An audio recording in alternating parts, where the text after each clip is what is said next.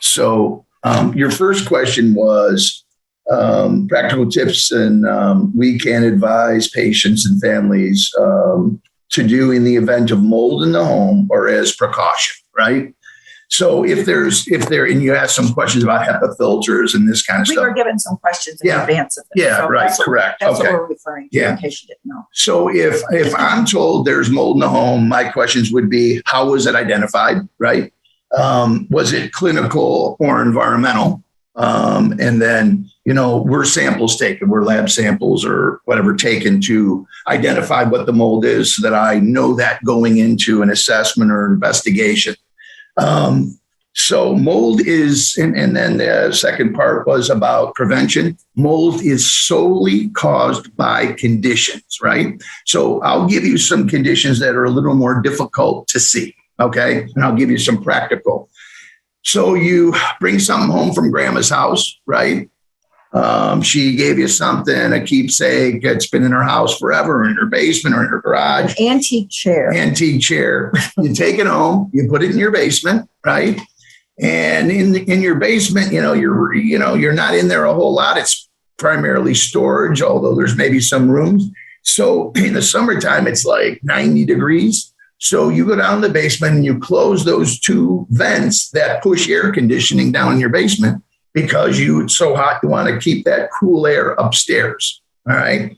So grandma's chair had some mold on it, and it's 99% of the time, it's probably some Penicillium aspergillus.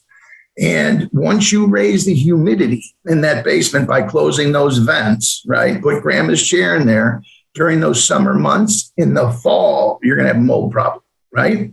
And you're going to have it growing on other contents. You're going to have it growing on the joist and decking if it's unfinished. And it spreads relatively quick because that mold is seeking moisture. And if it's moisture everywhere in the air, it's seeking moisture. So it's going to aerosolize and repurpose, right? So that's just, a small tip, with people that have basements. They have basements in your part of the country too?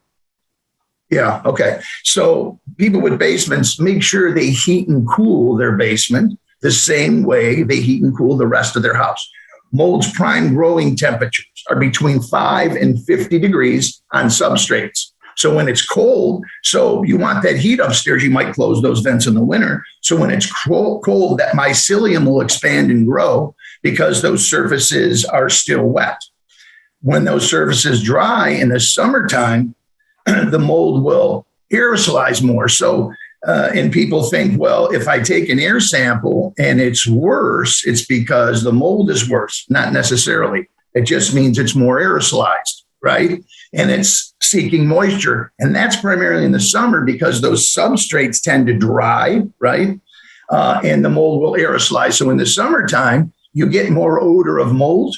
And it's because it's more aerosolized, because it's seeking moisture and humidity, which is pretty much everywhere. In the wintertime, it sticks to the substrates, but it will grow faster in cold weather, right? And when you talk about mycotoxin, it's produced from mycelium. So in the wintertime, that's when mycelium really grows, right? It'll grow both, but primarily in the wintertime. So that's just some. And that needs to be removed. Yeah, it needs to be removed, that mold. And you cannot clean drywall. You cannot clean these types of substrates. They absolutely have to be removed, right? So a lot of times, even on the EPA website, and they're getting a little better, but they're saying, I'll throw some bleach on it. Between you and I, the bleach pisses the mold off and it comes back worse. Okay, I'm going to tell you that right now. It will come back because most of the bleach is water. Okay, so to answer that question about conditions or about prevention, prevent the conditions that cause mold, and you will prevent the mold 100% of the time. And remember, no oxygen, no mold. Right. So if it's in an area where there's no air, there's no oxygen. When we do a basement, let's say we micromist or a first floor. And the people say, oh, man, there's mold in our house. What do we do? I tell them, don't do anything. Don't touch anything. Let us do our job.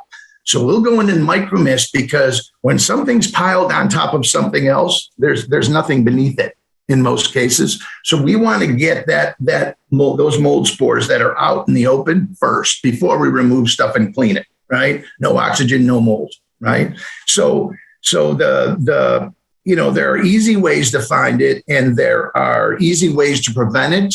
But basements is 60% of the stuff that we do, and truthfully, 85 to 90% of what we do, right, is from contractors, physicians. We don't do a ton of internet business, right? We have customers, and what we find is somebody pulls a dishwasher, there's a problem.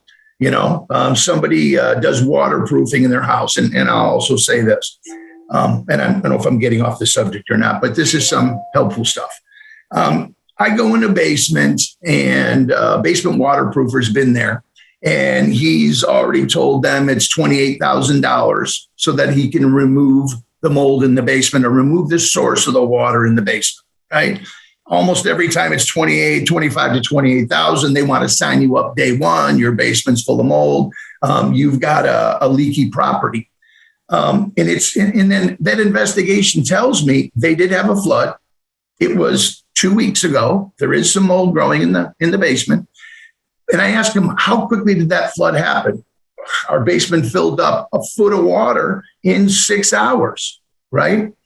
Leaky basements don't fill up in 6 hours. Only drain backup will fill a basement in 6 hours, period. It's a drain issue. Resolve the drain. Maybe it's a tie into the street, and now you've resolved the issue. If you have a leaky basement or mold in your basement, it's because you had a drain backup you didn't know about. It's a water tank issue. It's a heavy moisture or humidity issue.